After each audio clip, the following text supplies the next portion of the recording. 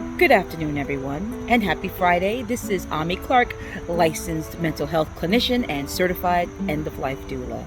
It is Friday, August 31st, 2024, and today I think I'm going to focus on being a licensed mental health clinician and incorporating my end-of-life doula certification in my bereavement and grief counseling sessions.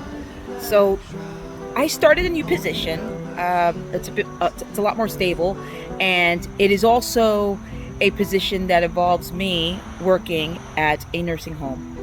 I'm not going to get into too much detail. The fact that basically I work with long-term, short-term, and terminal patients.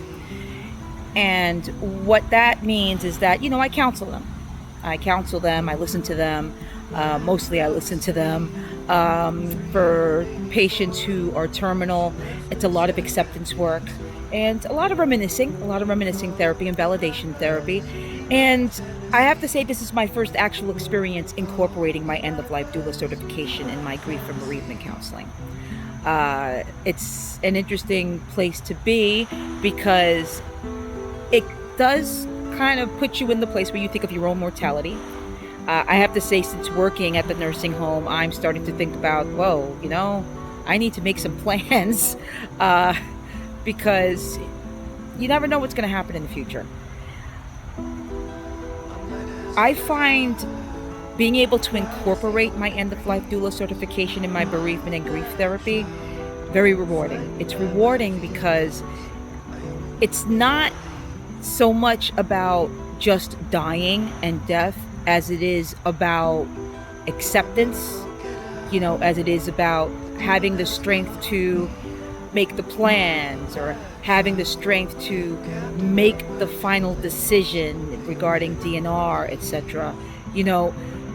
That's a lot to have to work with regarding the patient. They have to process all that.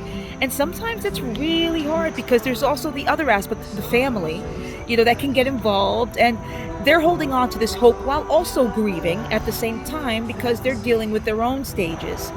So when I incorporate my end-of-life certification, I incorporate more of the compassion regarding what the terminal patient wants for their death and before, what they want to do with their body. If they have no one else to plan it, do they want to give directions to the end-of-life doula?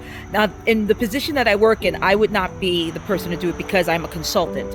But if I was working mainly as a grief counselor, end-of-life doula, doing my own thing and going to nursing homes, it would be more about, that I would be able to help them with funeral planning. But that's not what I do. I don't incorporate that service because of the fact that I'm a consultant. But that is a part of the end-of-life doula service, And I just find it to be very rewarding because there's so many emotions that surround that subject. There are people who don't even like to speak about death because they're scared of death. They don't know what to expect, especially in hospice care. People are, under the impression that hospice care means you're going to die. No, it doesn't. It could be palliative care, keeping you comfortable. It doesn't mean you're going to die right away, And then there are people who are actively dying in hospice. And that's a lot for a family to carry and experience. And they're there. And sometimes even they haven't experienced something like this. They've never experienced watching a parent or a brother or a sister or a daughter or son, uncle, etc. die in front of them. So they're going to, usually the hospice nurse steps up and tells them what to expect. But, it's the death doula knows this. If they ask me questions, I'm going to tell them the truth, what to expect. But when it comes to all the medical stuff, you leave that up to the hospice nurse, But there's a lot of questions, especially with family members who are uncomfortable around death, and helping to comfort them to know that everything that they're watching their loved one go through physically is actually expected and normal as they are actively dying, helps them to realize that their family member is not in pain. And it also helps them through the process of acceptance because there's the closure. I'm not saying it's fun to watch someone die, don't get me wrong, or that it's always healthy. I mean, honestly, it's hard. But there's something to be said for being there watching someone die. There's something to be said for just being with that loved one for the last time as they slip away.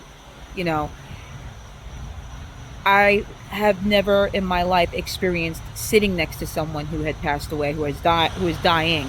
You know, I've seen my grandmother in the dying process. I've never exactly experienced actual watching someone just die in front of me.